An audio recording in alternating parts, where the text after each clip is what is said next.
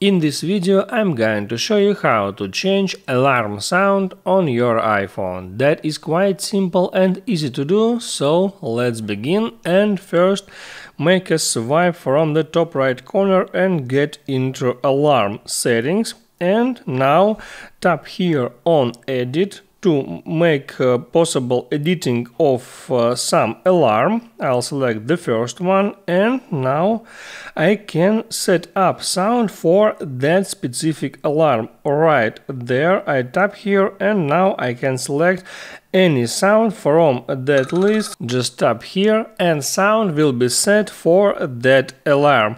And also you can go to another alarm, tap edit, tap on another alarm and go into sound, and now you will set sound for that specific alarm.